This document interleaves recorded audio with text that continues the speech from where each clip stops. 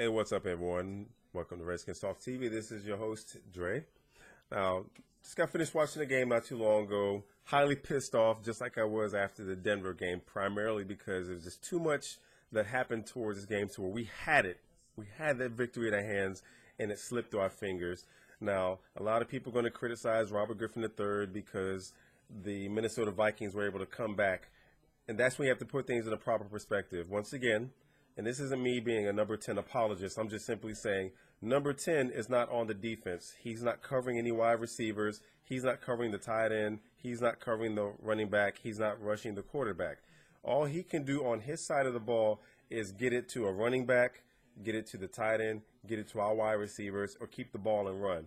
So with that being said, my breakdown of the game, first and foremost on the offense, we had everything going for us on offense. In the first half, it was a thing of beauty. We get the ball. We were able to march down the field. Alfred Morris, he got the ball. He rushed for about 139 yards on 23, something like that, carries.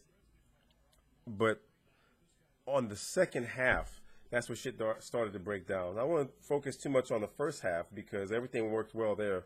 But just like with the Denver game, in the second half, I don't really say that there was so much of an adjustment by the Vikings as it was just a different philosophy for Kyle Shanahan with his play calling.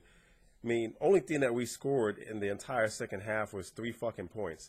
But when you look at the span of that 30 minutes of game time, we were able to get down the field in some instances, but there were some missed opportunities.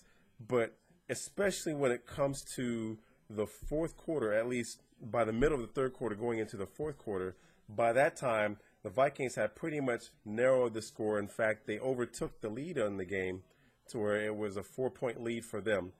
All we had to do was stick with a sensible game plan. Just like with the Broncos, they were able to bring it to within the tie score. But then all of a sudden, with Kyle Shanahan's play calling, you have to wonder what the fuck happened to the run, because Alfred Morris only got 9 carries in the second half. So it wasn't so much about the Vikings shutting down our run game, because they had no answer for us in the first half. And of course, they're going to talk about what's happening, how they could stop it, but still leaning on the run in the second half, whether it's getting the ball to Helu or Robert Griffin III keeping the ball. They just not move the pocket on pass plays. They didn't do that many read option plays. There were a couple, but not many. But we didn't do what we needed to do to keep that defense off balance. They were stacking in the box, and even still, Morris was able to at least average about 5 yards per carry. And that was needed in order for us to be successful. But for whatever reason, all of a sudden, Kyle Shanahan, he decided that he wanted to pass. And looking at the makeup of our offensive line, Trent Williams is the only one shining on that part of our offense with the offensive line. But you know, you can't really say much in terms of Corey Lichtensteiger, Tyler Columbus, Will Montgomery, and anyone else. But on 2 consecutive sacks, especially in the fourth quarter, you have to wonder what the hell. On a 2nd and 6 play, there was no reason to try to pass. We missed an opportunity.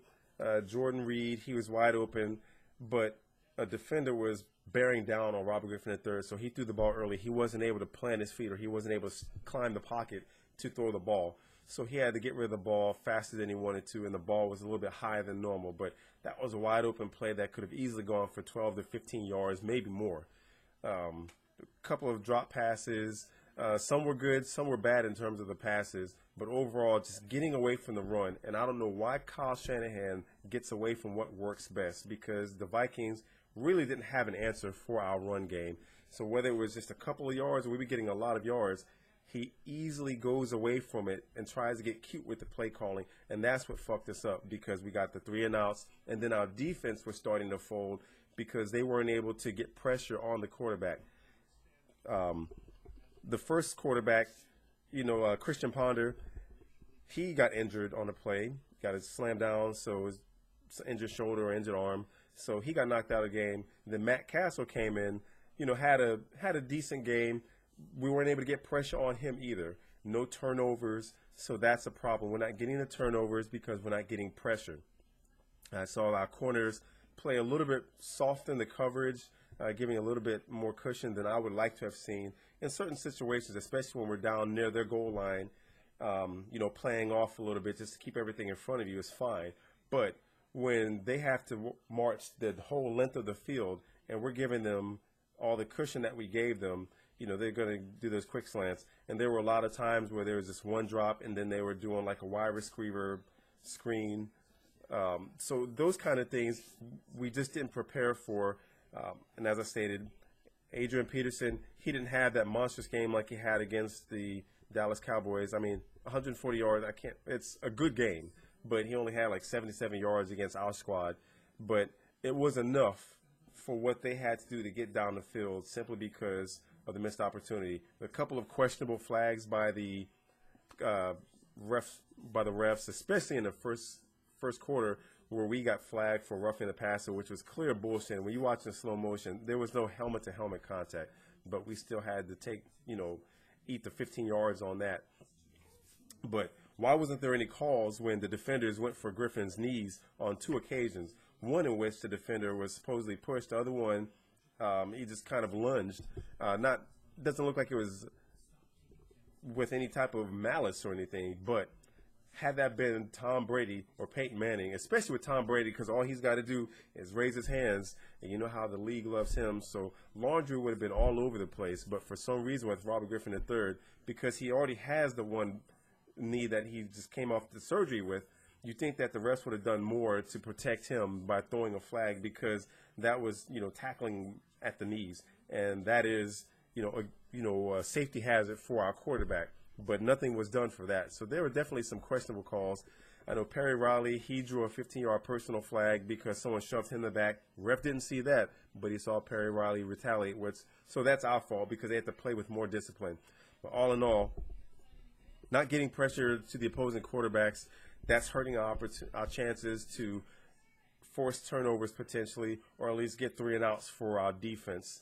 But on offense, it's just the play calling. I hate Kyle Shanahan's play calling when he decides to get away from the run, because our team has exactly what it takes to be a dominant squad, but our identity in terms of moving the pocket, if we're going to pass to keep the defense off balance, or steadily feeding the ball to Alfred Morris so that we can get those first downs, or at least get like a first and short type of situation or a second and short situation.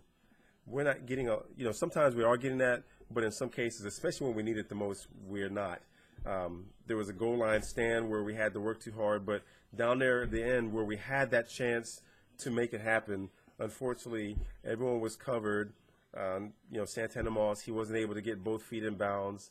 Then it would have been a question, even if he did, whether he had possession. So it came down to the wire. And as I said, as a 1-7 team, you can't take too much away from them because they played Dallas down to the wire, and they end up losing because of their own defensive play calling. But for us, it was partially because of our defense for letting the Vikings back in the game, but also because of the play calling on offense. So there's fault to go all the way around, with the exception of special teams, which there were no incidents of like long kick returns or punt returns. But that's just my take as far as what I observed in the game. Next up we have the Philadelphia Eagles. We play them on, let me see here. So we play them on the 17th of November. So hopefully we can get the guys into the game room. I don't really foresee Nick Foles passing for 7 touchdowns on us. I'm not sure what the hell happened to the Raiders defense that allowed that, but there was a lot of missed opportunity, and we'll talk about that. That's going to be sometime late next week, maybe next Thursday, when I talk about that for my pregame analysis next Thursday or Friday. But once again, just a frustrating loss. Anyone that's a Redskins fan who watched this game, pretty sure you got that feeling in the pit of your stomach, pissed off like I am. But it happened. I was going to say it is what it is. I normally don't say that, but we'll just have to move on to the next game. Hopefully we can do something. We got a couple of tough games. We got the 49ers, we got the Chiefs, so we got the Cowboys, the Eagles, and the Giants. So we still have a couple of games left. It's not going to be any easier for us, but we're just going to have to put it where we have to and hopefully get these wins. But anyway, if you like this video, hope that you like, subscribe, and share. Be sure to hit that like button. somewhere on the screen. But to my Redskins family, hail to the Redskins.